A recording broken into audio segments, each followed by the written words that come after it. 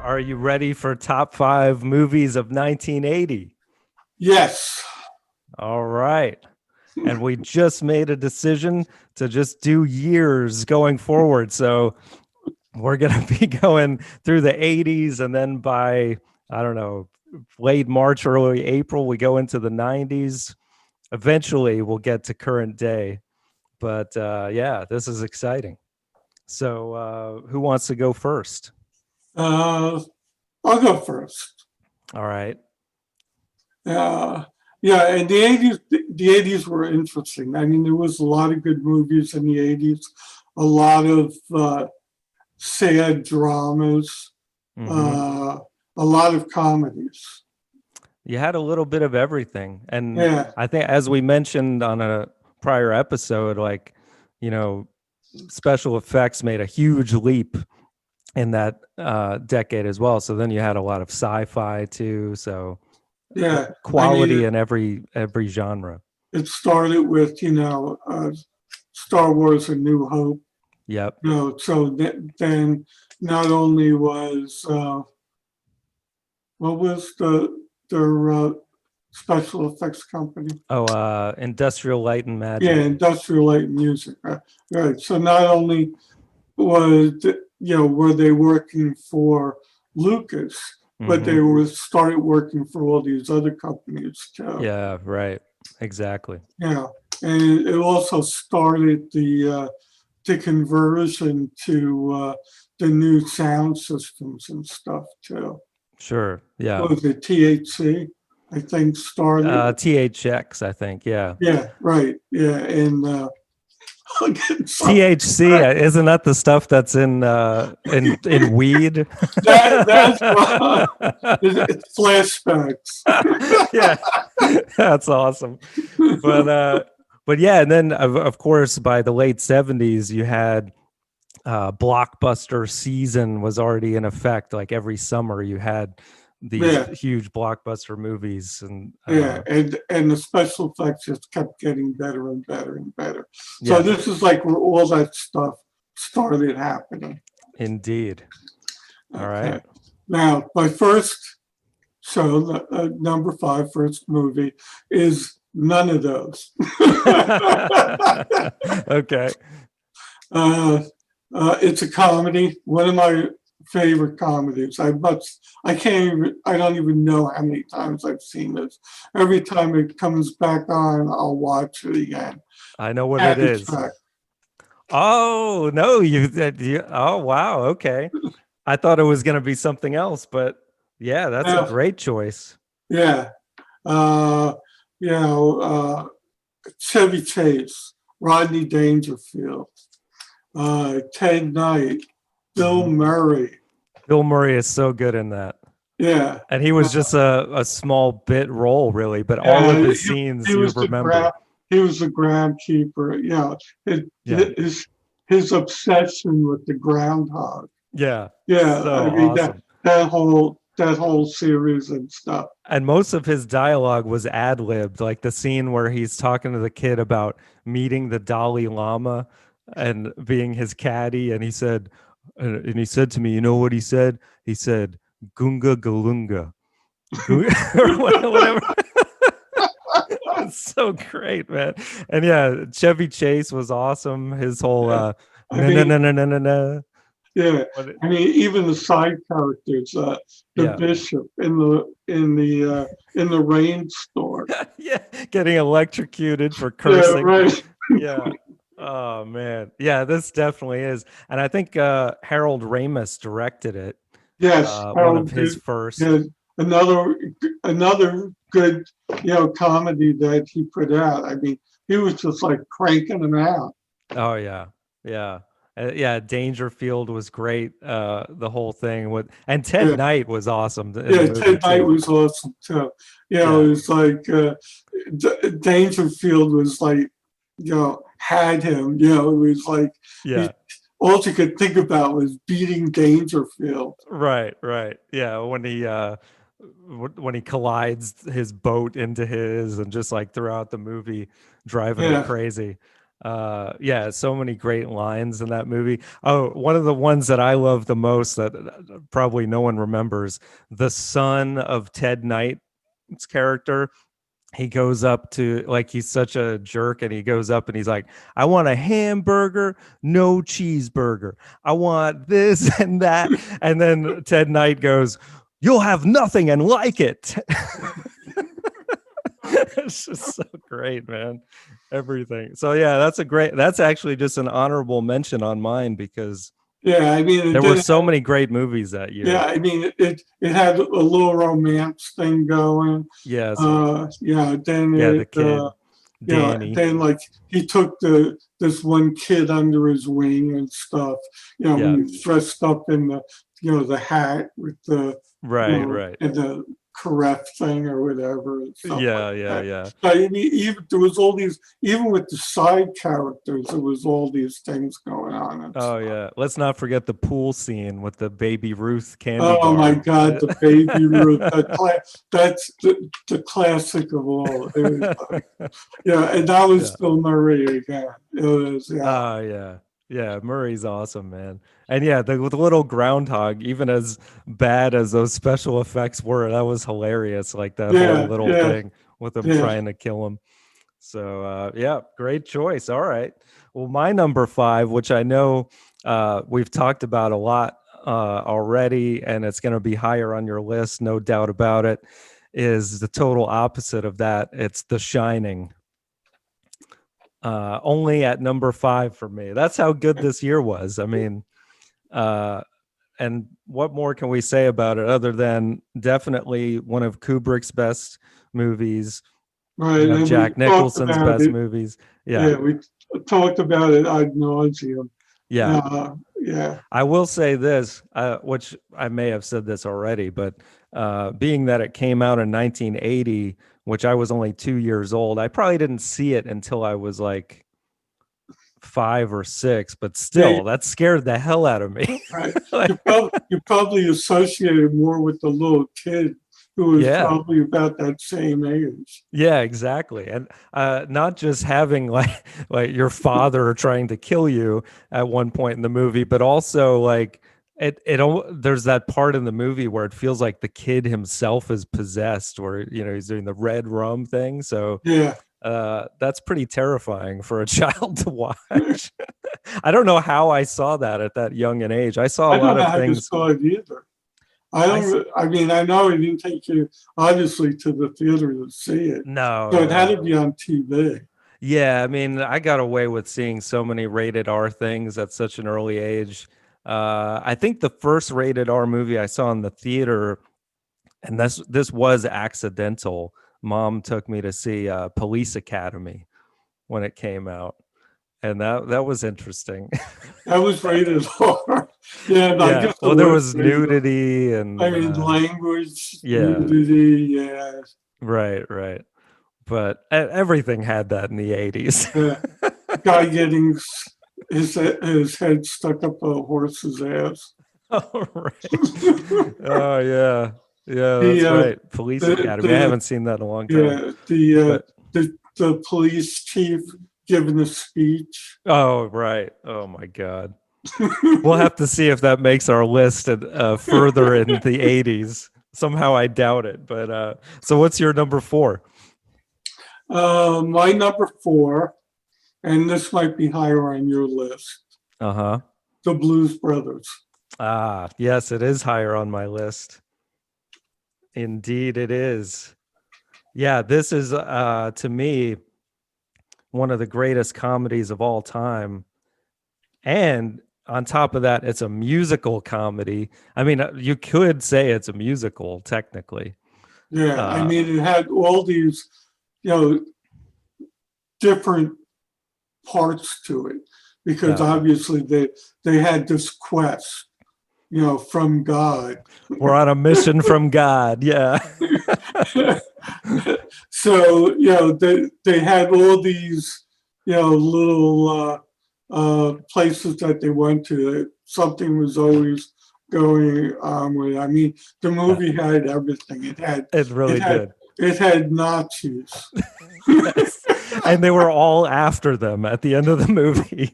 The Nazis, the cowboys, the cops. They must have destroyed hundreds of cop cars in this movie. Like, I don't think they could ever budget wise do this in present day, like the things that they did. John Landis was like at the top of his game at this point as a comedy director, I think. And I mean, just the huge music set pieces that they did in the streets, like with the Ray Charles song, or and the music was so good. Like the soundtrack is still one of the best of any movie. Ray Charles, Aretha Franklin, James Brown, Cab Calloway, for God's sakes, that Minnie the Moocher thing was amazing. And the Blues Brothers were actually a great band. I mean, they were. John Belushi was a great vocalist, actually, and he could even do all these crazy backflips and stuff in real life, all that stuff. The church scene with James Brown as a preacher, man, that's one of the best. And then you got Carrie Fisher, all the side characters. She's trying to blow them up and stuff. And John Candy as one of the detectives. I love the scene where he's with the two cops and he goes, orange whip, 3 orange whips. It's just like the little stuff, man. And then I mean, dialogue was great. The action was great. The singing was great. I mean, every scene. The Dan Aykroyd, when they get in the car and he goes, we're 106 miles from Chicago. It's dark. We got oh man, I screwed it up already, but it ends with it's dark and we're wearing sunglasses. He like has this whole list. Oh man, it's so great. Yeah, Aykroyd, probably one of his best, and Belushi, of course. Yeah, I mean, he's got those single, couple of word quips. Yeah. So great, man. I love it. Yeah, I could just that's one of those movies that I could probably quote the whole thing as it's going because I've seen it so many times. But great choice. So my number 4 is another comedy that I thought that's where you were going with number 5. But this one I've also seen a million times, and it's Airplane. Yes, that's my number 3. Ah, very good. So, yeah, this is one. Talk about quotability, man. I mean, this is just one of those movies that is joke after joke, nonstop. Yeah, I mean, Zucker brothers. The first time I saw this movie, I was like in stitches, constantly through the whole movie. Yeah. Oh, yeah. Yeah. And it's still funny. Yes. It doesn't put me in stitches anymore because I know the lines by heart. Yeah. What was great was like the first time I showed the movie to Katya, she had never seen it. And I was not 100% sure. It was early. I think we were still dating maybe even. So I wasn't sure if she was going to like it or not. But I knew she had a great sense of humor. But when she saw Leslie Nielsen say the line, and don't call me Shirley, she laughed so hard. And it was so fun to like relive that through her. Cause I knew it was coming too, but oh man, so many great jokes. What about the kids that are dressed up as like as adults? And he's like, how do you like your coffee? Yeah, my men, black. Yeah. Oh my God. And then the whole scene with the where they're redoing the Travolta movie with the Staying Alive with the Bee Gees. Right. That was classic. And then what about I've got a drinking problem, and he just keeps pouring stuff on himself. And then who plays the guy, Lloyd Bridges, where he's like, this should have been my week to give up smoking. Yeah, right. This is my week to give up cocaine. It just keeps escalating. It just went down the whole thing. Yeah. And the love interest just the way what's her name, Julie Haggerty, the way she talks is so funny. Every single person is hilarious. Kareem Abdul-Jabbar playing the co-pilot. Yeah. So a lot of jokes I could never get away with anymore. I mean, just crazy stuff. And then the more you see it, you see stuff in the background that you never noticed before that's going on. Like such stupid jokes, but they're hilarious. I mean, it's great. Yeah, I mean, they had all these cameo appearances. Robert Stack, the guy that was, right, helping them land the plane and stuff. Yeah, the co-pilot. Yeah, the blow up guy. Oh man, when she has to when he's I know. Where the blow up part was.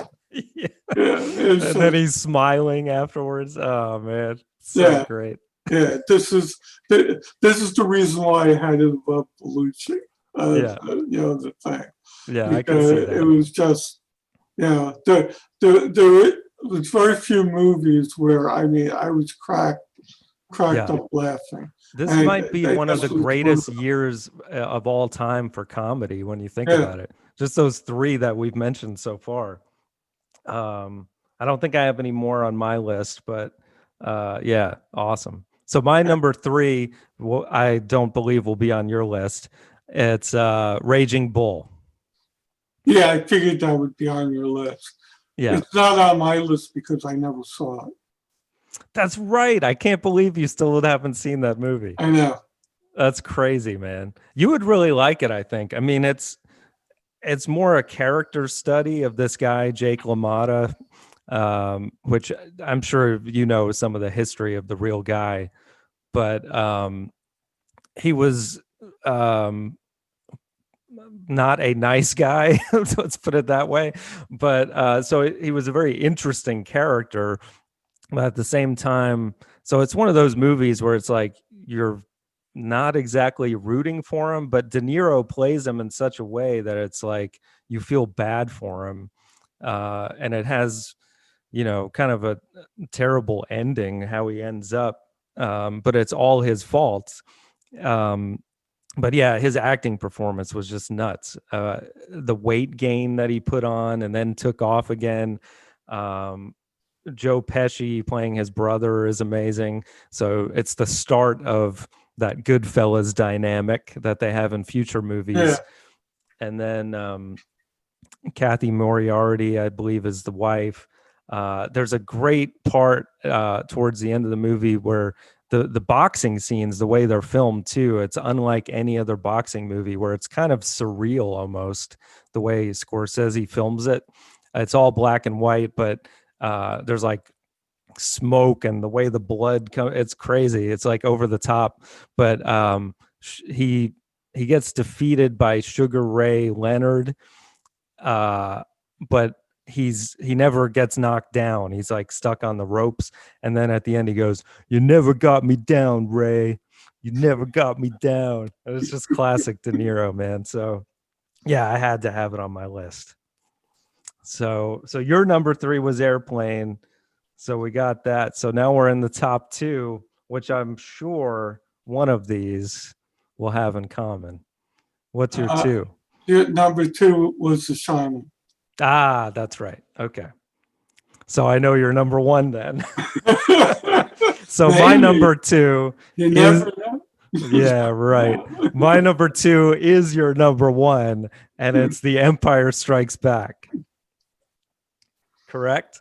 Yes. All right. Yep. I mean, this was our number 1 space movie on another list at one point. And for good reason. I mean, in outer space, you've got so many different landscapes. The snow of Hoth, the whatever of Dagobah, yes. The Cloud City. I mean, it really just... all over the place. It took A New Hope and expounded on it like to the second. I mean, Lucas used the money that he made from New Hope and put it into this. So he had all the things in this movie that he wanted to put into New Hope, Yeah. but didn't have the money to do it. Right. So this movie like really shines, and it cemented the franchise. Mm-hmm. You know, No, or big time. yeah, The franchise that will never end. right, that will never end. Although I noticed that in 21 there's no Star Wars movie scheduled at all. Yeah, I guess they're really going more towards the serial, like The Mandalorian and more of Yeah, the TV shows, which is but uh, cool. but yeah, I'm sure they'll be coming out with some sort of side thing in the Yeah, future. which I'm psyched about this. I may be breaking news for you because I know you haven't watched Mandalorian yet, but one of the new shows they're going to have, new series, is going to be one based on Boba Fett. Yeah, One you of told me. Yeah, okay. Yeah, So one of my favorite characters from Empire Strikes Back, finally getting to be cool and do some more things. yeah. Barbara told me that she saw that the first season of The Mandalorian is coming to Netflix. Oh, really? Yeah. Okay, that's So, cool. so yeah, if it gets there, I'll watch it on Netflix. Yeah, it does. It's kind of slow. I mean, I know we watched like the first half of season one together, and it takes a while, but it's kind of cool that it does that because it cements it takes a while Right. to It build the sets things up. characters. Yeah, but season two gets really cool towards the end, Okay. especially. I won't ruin it for you, All right. but yeah. Speaking of Baby Yoda, Empire Strikes Back brought in one of the greatest Star Wars characters. He'd be in my top five easily. Yeah. Yoda is Dude. just, and Frank Oz as Yoda, man. He just he created this larger than life character that was so small. Yeah. I mean, there's so much wisdom spouting out from this little green guy. Do or do not. Yeah. There is no try. That is why Yeah, you failed. yeah. And oh man, I know we've talked about this before, but John Williams' score, Yoda's had his own theme in the movie, as did Han and Leia had their own Yeah. theme. So it's like on top of the Star Wars theme, plus this is the first movie that has the Imperial March. I think it's probably not, if not the best Star Wars soundtrack, the Right. best And you John and you got Williams. a little glimpse of the Emperor. Yeah, right. That's true.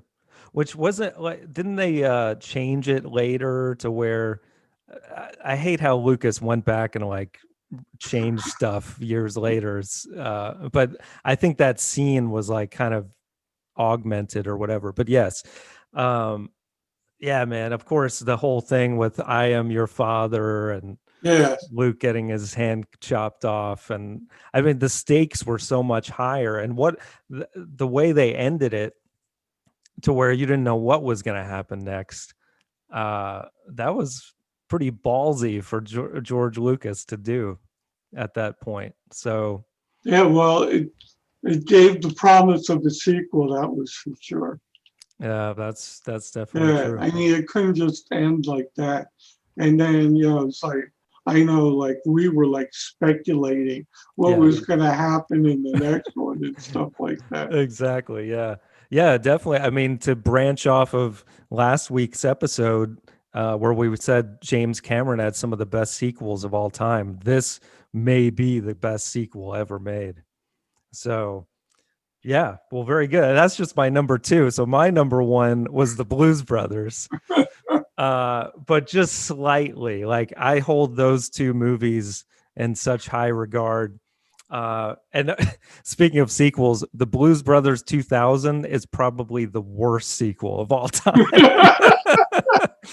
But that's a different story. Yeah, I don't even think I saw it, actually. I don't Just think I ever don't. saw It'll it. just upset you. It's so bad. Yeah. It's like yeah, I don't even want to talk about it. But yeah, well, great list, man. This is cool. So Yeah, I mean, like I said, this was a great year. yeah. And even on the honorable mentions, there's a lot of great movies on there. Yeah, I'm glad we're doing year by year and not doing decades for 80s going forward, because it would be impossible to condense the 80s into a top 5. Yeah, I mean, I'd have to have probably my top 2 from this year alone on the list. right. But yeah, crazy. So obviously Empire is number 1 because it was your 1, my 2. We'll have to put Blues Brothers at 2 because it was my 1 and your 4. So now it gets more interesting. So your 2 was Shining, and I had it at 5. So I think we can put that at 3. And then at number 3, I had Raging Bull. You had Airplane. And my 4 was Airplane. So that's 4. This is actually kind of easy. So now at 5, the question is, oh, well, I guess it would have to be Raging Bull because that's my 3, and your next highest was number 5 with Caddyshack. Sorry, Caddyshack. Didn't make the cut. I'm glad Airplane got on there at least. So I'm very happy with this list because literally all 5 of mine made the list. Nice. All right. Well, any other honorable mentions? Yes. Stir Crazy, another decent comedy. Oh, yeah. Yeah. Kramer versus Kramer. Was that 80? Okay. Yeah. Yeah. Any Which Way You Can. Okay. A Clint Eastwood like comedy thing. Uh-huh. Private Benjamin. Right. Coal Miner's Daughter, Sissy Spacek. Uh-huh. Smokey and the Bandit 2. Okay. Ordinary People. Uh-huh. Another, drama that's Popeye. Ah, yes. Robin Williams. The Blue Lagoon. Uh-huh. Urban Cowboy. Okay. Friday the 13th. Ah, yes. Yeah. Dress to Kill. Okay. Flash Gordon. I think Yep. it was more popular for the music than it was for Yeah. Yeah, definitely. The Elephant Man. Oh, yeah. I hadn't Another- seen that for a long time. I finally saw it last year, I think. That was really good. Sad, but good. Caligula. Oh, my God. Yeah. American Gigolo. Uh-huh. They actually had an X-rated version of Caligula. I'm aware, yes. My Bodyguard. Uh-huh. Fame. Uh-huh. The Fog. Right. The Big Red One. Okay. Breaker Morant. Yep. Used Cars. Oh, That was a okay. decent comedy. Yeah, that was good. And 9 to 5. Wow, yeah. Pretty strong year, I must say. Yeah, very strong year. Maybe at the end of when we finish all the years up to current, we will do our top 5 years in movies of all time. This could be one of the best. Yeah, this would definitely be one of the best. Well, cool. Well, let's read the official list. So the top 5 movies of 1980. At number 5, Raging Bull. At number 4, Airplane. At number 3, The Shining. At number 2, The Blues Brothers. And at number 1, Star Wars Episode 5, The Empire Strikes Back. Yeah. I remember being a kid and actually having an argument with another kid who wasn't as much of a Star Wars geek as me. And he's like, no, it's number 2. Empire Strikes Back is number 2. And I'm like, no, it's 5. Look at the opening credits. It comes after 4, A New Hope. And yeah. Yep, I'm a nerd. And It's number 5. I could see his point because it was the second Star Wars movie. Right. But yeah, it's episode 5. Exactly. Yes. Yeah, he always intended, well, maybe not always, but after Star Wars came out and he started doing the sequels, he intended to eventually go back and do 1 through 3, which unfortunately he did.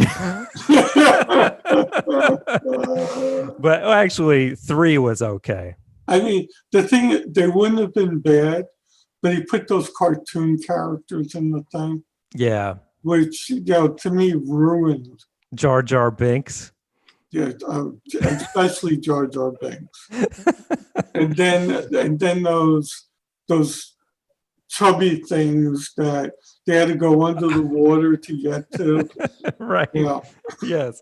Well, yeah, that was where Jar Jar came from, right? The Gungans or something. Yeah. Yeah, whatever. Yeah. Terrible. That's what I mean. When And you then think the about it, final battle, they Yeah. had like the cartoon characters with real characters, oh yeah. fighting. That Yeah. was and Phantom Menace. Yeah, but the that's when you think about it, like Empire, Yoda was such a huge risk of having a character like that, but it paid off in that case. But then Yeah, it but didn't work out so well in the Yoda prequels. looked real. Yeah, at least he had that going for him. Yeah. They used real puppetry Yeah. versus the CGI stuff. Yeah, I mean, they had the best puppet maker, Yep. that made Yoda and stuff. Exactly. So I mean, all the movements that they had, was really good. I mean, at the point when he did 1, Yeah. he had the technology to make it better. He didn't have to use cartoon characters. Yeah. Yeah. I mean, you had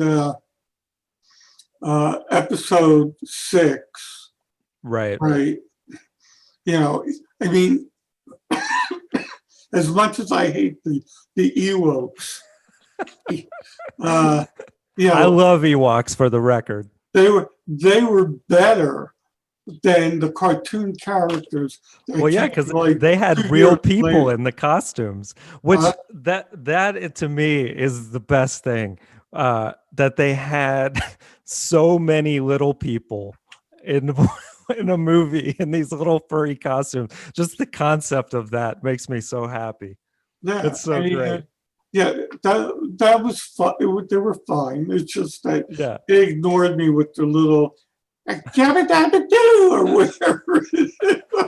See, I watched Return of the Jedi recently. I know we're going to talk about this in another. The song at the end. Nub nub. Yeah. Which that's another thing Lucas went back and removed later. Oh man, I hate that. But there's nothing that makes me happier than the Ewoks when they go, "Ay-ya!" They're like attacking the stormtroopers and stuff. Yeah. Oh, it's so great. Yeah. Anyway, I mean that was a fun movie. Yeah. Because